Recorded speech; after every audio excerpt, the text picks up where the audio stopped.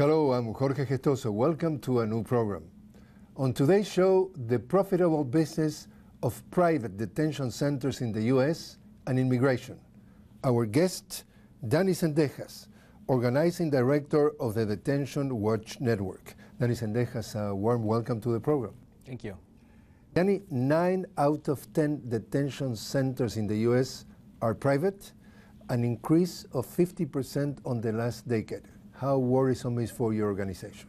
I mean, this is extremely concerning. My organization, Detention Watch Network, we're a national coalition of organizations and individuals who have been affected by the detention system, and we are fighting to end the detention and deportation system in the United States. And so understanding that the increase in privatization is happening, right, and has happened for a very long time, is very dangerous, right, in particular because we know that both the government and private corporations are profiting from the incarceration of people of color broadly in the mass incarceration system, but then also of migrants in the immigration detention system. And it does look like even the executive branch and also the Congress are into this quote-unquote business. For example, the Trump administration during the last quarter of 2017 was ordering the construction of 5 new detention centers that will represent $2 billion in business. Worrisome? Yeah, no, it's very, very dangerous, right? So since the previous administration, since the Obama years, at the end of that administration, we saw ICE spokespeople, Immigration Customs Enforcement spokespeople, say that they were scraping the bottom of the barrel looking for more spaces to lock up immigrants. And then now, as soon as this administration came in, there was a request for information, an RFI, basically looking for information, basically looking for companies that would be interested in opening up detention spaces of 3,000 spaces per site. And so that was in St. Paul, Minnesota, in Salt Lake City, in Detroit, and then the Chicago metropolitan area. There was an RFI put out for those areas to open up potential detention centers in those places. And so it's very dangerous, but we did see recently in Elkhart, Indiana, for example, that Core Civic, formerly known as CCA, Correction Corporations of America, tried to come to Indiana to open up potentially a new detention center, but people there locally in Indiana fought that off, and now Core Civic has left that possibility. I was mentioning to you that we're talking about the executive branch and this business, but also the Congress, according to the tradition. For example, in 2009, the then Senator Robert Byrd said that the Congress wanted to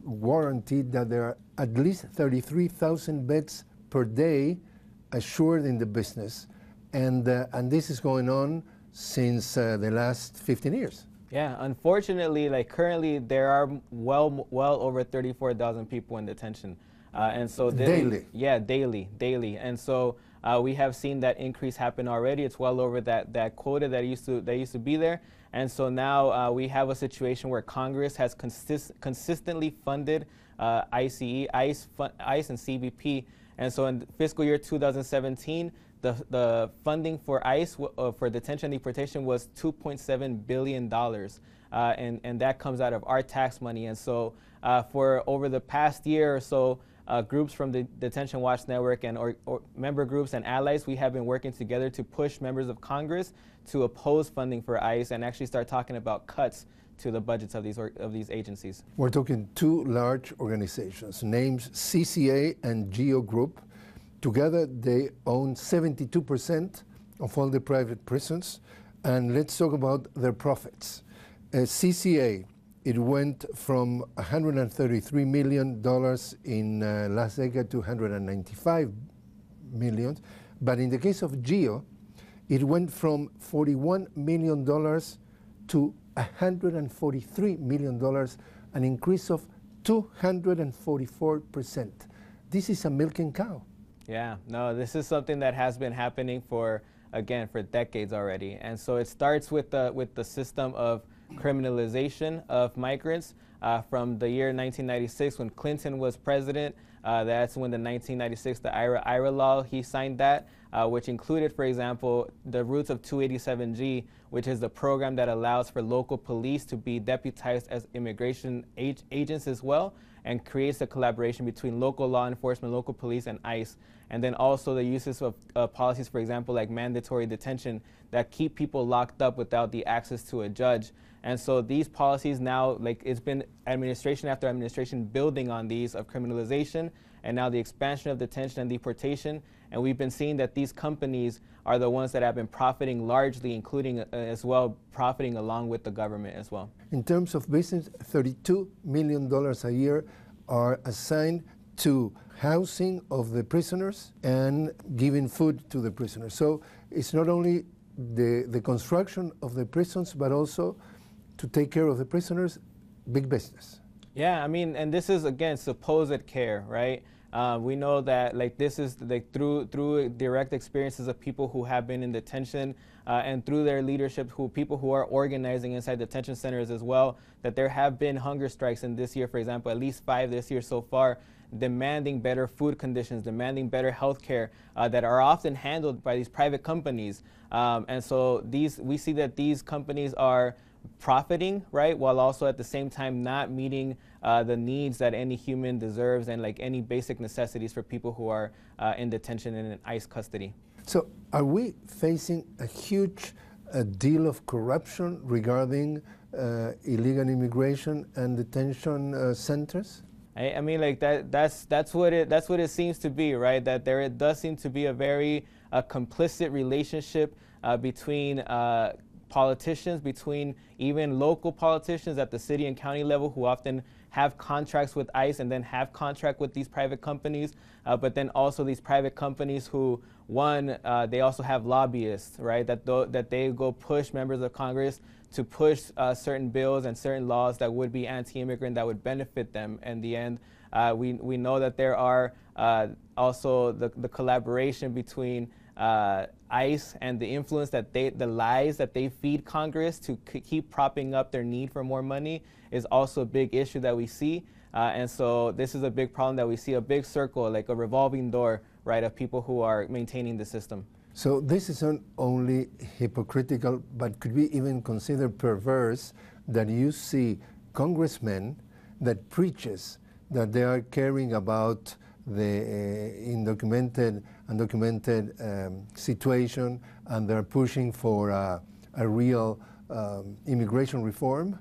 And on the other hand, they receive contributions, quote unquote, from these corporations like CCA and GEO in order to keep this revolving door so they can make money. So there is that double standard. Yeah, that's definitely one example of the double standard that exists. The other example is also the members of Congress who say that they support immigrants, but then still turn around and vote to fund ICE, to fund Border Patrol, to fund these agencies that then contract with the private prison companies, right? And so in fiscal year 2017, funding for detention was $2.7 billion. And that comes from our tax money, right? That comes from money that members of Congress have handed to this agency. That could be used in another way. Exactly, right? Like for example? It could be like used in healthcare, it could be used in education and housing, right? And so we see that many issues that our same politicians talk about and complain about, right? They could be addressing by funding these basic needs in our communities instead of anti-immigrant policies. What do you think about the dream of President Trump to build a wall? I mean, I think it's ridiculous, right? First off, but again, similarly with the funding for ICE, like we know that the funding for the wall also, like it can't just be built without money, right? And so that members of Congress can stand up, can oppose funding, can actually start talking about cuts to ICE and to CBP, which we have seen over the past year. Now there's about 100 members of Congress who have actually called on cuts to ICE and CBP funding. And so like that's part of the wall discussion, right? And then the other part is also very real to recognize that having a wall will not fix the real root causes of why we have migration in the first place, right? That we know that policies have created the destabilization and forced displacement of migrants in the first place. So in the case of Trump, they're trying to blame every possible problems of the humanity in the undocumented people coming from Central America mostly and Mexico. What is going to be the future? It's still labeling everything that is foreign like negative. Is that the exacerbation of discrimination, xenophobia, racism? Yeah, I mean, like this is something that, again, like in this country, the long, long history of racism and discrimination has been dragging this country around since its beginning, right? And so now what we're seeing is that we actually have an administration that is publicly and openly racist and anti-immigrant. And so a lot of what we see coming from this administration is just simply to keep riling up their base, to keep throwing red meat at their base. And what our job is going to have to be as a community, as people who come from other countries, as people who grew up here, but like our parents came from other countries as well, is to really organize, to unite, and really start defining what our future is. What about white supremacy? I mean, that's a huge, huge problem, right? That, again, has been around, right? Has been happening. This, sadly and unfortunately, this country largely, the history is there, right, of white supremacy. And so now what we see is this is just an administration that's open about it, right? An administration that is nativist, right? That is trying to remove a lot of people simply because of where we come from. And this is something that we just can't allow. We have heard in the recent days Donald Trump saying DACA is dead. What do you think? I mean, that is completely, like we know that the community, right, will not just stand by while this happens, right, because we know that DACA was actually won by organizing and by community leaders, that it wasn't just handed to people by President Obama, that he didn't do it out of the niceness of his heart, right, that is something, again, that organizing and people won. And so that's one thing that's very, very important to remember with DACA. And similarly, I trust that at some point we will have more victories, just like we're having now, where people are being released from detention, where we are fighting off private prison companies that are trying to open up detention. And so it is wait to see, right, what happens. Politicians will ultimately be the ones to decide what happens, right, but that our community is going to keep fighting for it. What about an immigration reform?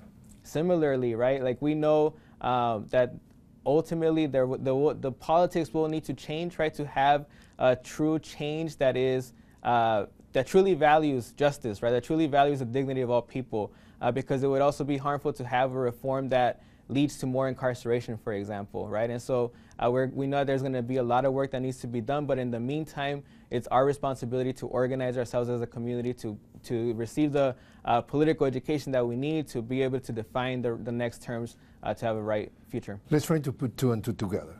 If we heard that congressmen receive donations and they're being affected by the lobbyists of these huge corporations like CCA and GEO that runs those private detention centers in order to have legislation in their favor, is absolutely naive to think that those congressmen are going to push for an immigration reform because the milking cow, meaning the undocumented aliens, disappear and their donations disappear. So they're not going to push for any immigration reform. The common sense shows that it's very improbable that that happens. Yeah, I mean, we have seen for a very long time the politics that that politicians on both parties, right, both sides have been playing for a very long time, that have been playing with our communities, right? And so again, that's why the reminder is that for us, our responsibility as a community is to organize for ourselves, to know what is it that we are demanding, and so that together we can push an agenda and elect people, right, that are going to be standing for true dignity and for respect for all people, that are going to be pushing policies that we're looking for, right, not the same politics as usual. What did your organization find out about the conditions of the undocumented immigrants inside those detention centers? Yeah, so the detention centers, like, we know that it's a system that it's over 200 facilities across the country, that there is a lot of isolation, that there is medical neglect, that there have been over almost 180 deaths in detention centers and since 2003. And we know that at least about half of those, through like studies and like looking into medical investigations, could have been prevented, right? Because but they weren't because of medical neglect, right? That in the detention centers, people did not receive enough medical care to be able to be alive, right, today. But we also know that there is, for example, somebody I spoke to in Pennsylvania, in a detention center in Pennsylvania, he said that it's more likely that he'll see Jesus before seeing a doctor, right? Because each time that he requests to see a doctor, he might see a nurse, he might see somebody else on the medical team, but not ever a doctor. Most people there only are, like most people in detention, we hear a lot about being given simply Tylenol for any illness. And so that's something that is very, very disheartening to hear. But again, we are fighting to expose what people are suffering inside the detention centers and to lift up a better future. In a way, sort of their particular version of a torture. Yeah, I mean, like this is the way that a lot of people describe it, right? From the physical torture as well, but then also to like the mental mental health issues that are created because of this as well. From not being able to see your families or being in your community, right? But then also there is retaliation that occurs in detention centers as well. People are put in solitary confinement in retaliation sometimes for speaking up, right? People are transferred from one detention to another for speaking up as well. And so all these different impacts are very bad for our people. And those tortures could be done on purpose, that could work as a deterrent for other undocumented immigrants, try not to stay in the country, or people that are thinking in other countries to come in order to be fearful that that could happen to them? I mean, that does seem like that is actually like what this administration has talked about, right? Of trying to use anti-immigrant policies and anti-immigrant practices to deter people from coming here.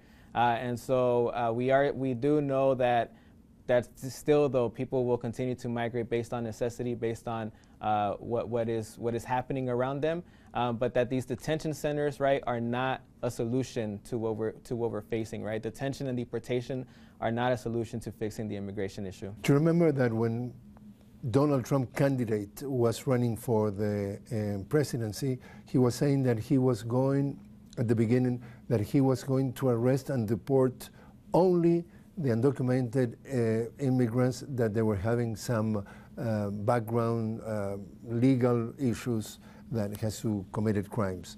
Now we're seeing that they are basically doing all type of detentions. The people who are being held in those detention centers are all criminals? Well, what we need to remember is that every single person, right, deserves to be treated with dignity and respect. Every single person, no matter where we come from, no matter what we look like, no matter what our past is, etc., right?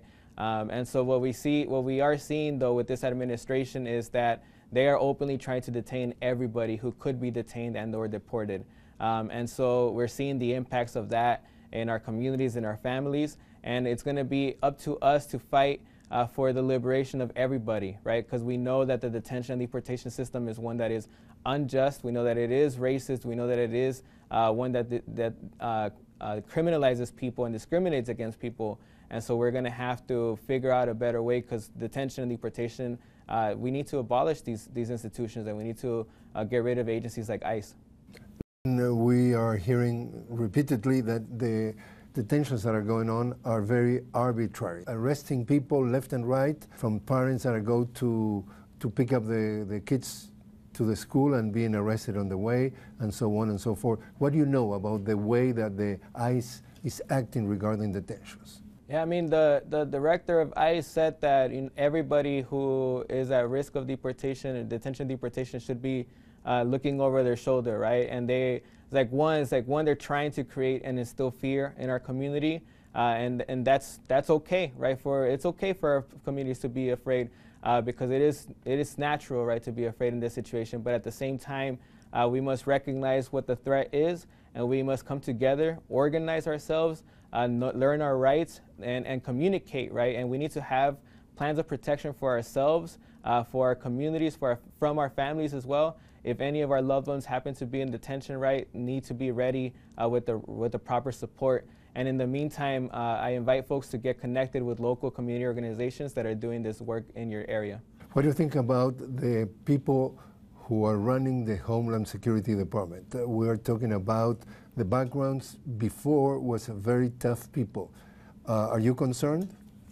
Yeah, I mean, since the inception of these agencies, there have been dangerous people that have been leading them, right? And so now what we're seeing is the same players and some people that have had some background in previous roles that maintain this system in ways that, one, there are some people, for example, that have been with private prison companies before, or now former employees of ICE and DHS now work with these private prison companies, and so they're maintaining the revolving door going on there, right? We know that there are some players as well that have been part of the criminalization of migrants in the past, right? That have been part of creating conditions, and so we're seeing that these same players are there, and so again, we can't stop until these agencies don't exist, right? Until those roles cannot be filled anymore by these dangerous people. So we have midterm elections in November this year here, and in 2020 presidential elections again.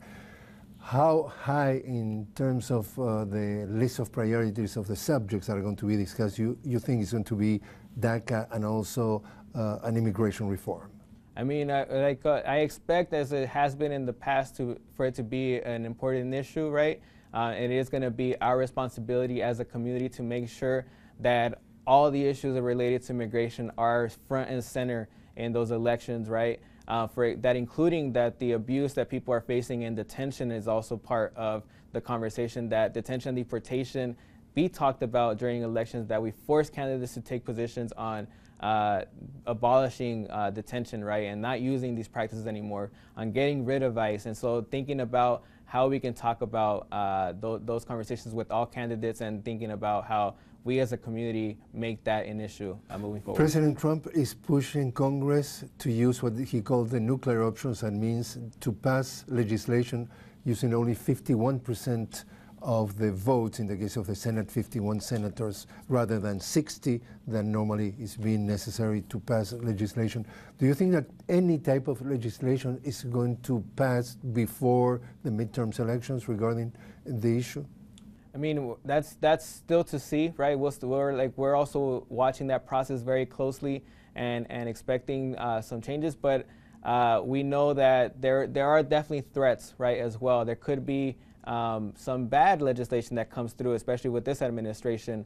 And so what we're going to do and continue to do is pressure the supposed allies that we have in members of Congress, making sure that they stand up to prevent any potential threat in legislation, and then also to move forward a different narrative, right? To move forward with advancing members of Congress that actually talk about cuts to ICE and CBP, and actually start talking about valuing migrant rights. Donald Trump trying to blame immigrants left and right. He's saying that caravans of immigrants are still going through the border with Mexico, and the data shows exactly the opposite. Is that true, that the caravans are still coming in hordes? As you said, right, that the data shows differently. There is a caravan right now that has been traveling through from Central America through Mexico, and so there is a caravan right now, and people have continued to migrate, right? Though the statistics have showed lower numbers, right? People will continue to migrate as long as conditions in their countries aren't allowed to be stable, right? And including by policies led by the United States, right?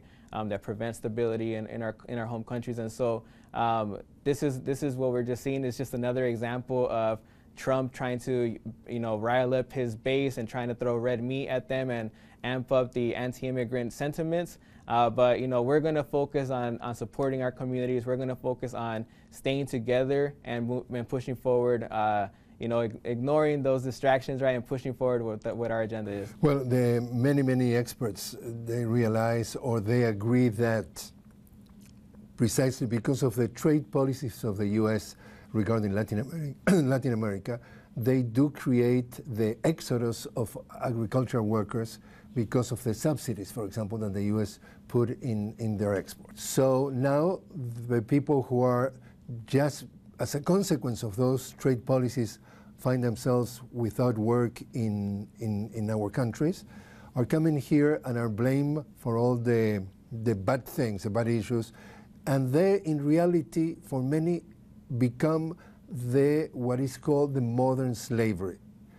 Are many of the undocumented workers the modern slavery where the U.S. economy profits? Yeah, so with that one, I want to definitely be very, very respectful and mindful of the history of this country and the slavery that has occurred, and also in Latin America, right, that occurred, and the differences that there are, definitely understanding those. That what we do, there is definitely a very exploitative system that we have here, and treatment of migrants and undocumented people that is clearly exploitative, and basically having a separate class, right, where corporations and also individuals are able to exploit many of our families and community members. And so, like you said, right, definitely the policies of this country have led to this, where we have agricultural, individual family workers in other countries trying to compete with multinational corporations, right, which is just not going to happen, and then being forced to migrate, and then maintaining this cycle of being able to exploit workers, exploit families, exploit people, criminalizing them, detaining them, and then deporting them, and just keeping the cycle going is something that we've been seeing for a long time. Danny Cendejas, thanks very much for joining us. Well, thank you very much.